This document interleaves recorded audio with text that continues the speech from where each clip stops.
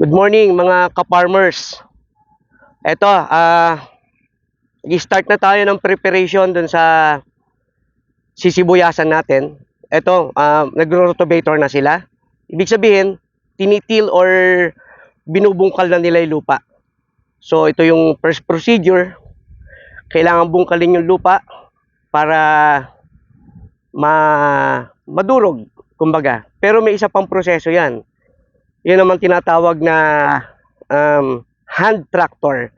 Mas pipinuhin pa naman yan. So ito yung pinaka-procedure. Kung mapapansin mo, dalawa yung lumusong na traktora.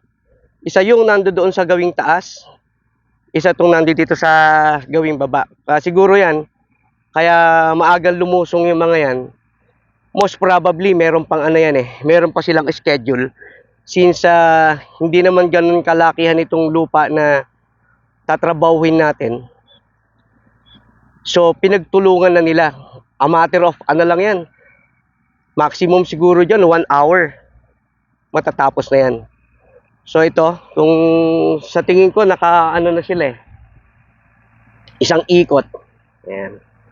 Dahil, isa, dalawa, mga isang ikot pa lang to. Pandalawang ikot pa lang yan. So, ito yung first procedure, mga ka-farmers. As I mentioned, papakita namin sa inyo kung paano yung magiging procedure. Yan. Mukhang maganda naman yung lupa.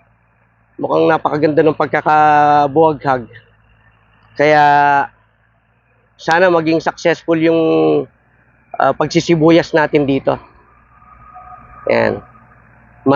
Mapino, maingat yung procedure ng pag-rotovator nila. Rotovator kasi yung equipment na yan Kaya kung tawagin rotovator. Pero sa mga lumang tawag, ito ang equivalent ng pag-aararo sa bukid. Yan. So mabagal, mas pino siya kasi yan yung kailangan sa gulay sa sibuyas. Hindi po pwede nang apurahan yan.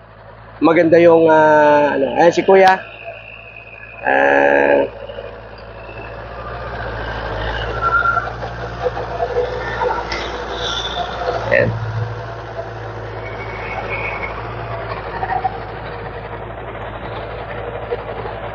Yan mga ka-farmers, medyo malalaki pa yung tipak. Pero pag dinaanan ng dinaanan ng hand tractor yan, gaganda yan. Ang isa sa nagiging problema pa rin namin mga ka-farmers, yung tubig dito sa kasi tulad yan, nagpatubig na sila. Pumapasok kasi yung tubig dito So yan yung gusto kong magawa ng paraan para mas madaling mapatuyo. Ayan may tubig siya dito Dapat ito mapababa ng husto yung tubig. Ayan. Ongoing, nagpapatubig naman kasi dito sa kabila. Kaya talagang yan yung magiging problema namin. Magiging matubig, magiging maputik. Hopefully, magawa ng paraan bago dumating yung pagtatanim. Kasi,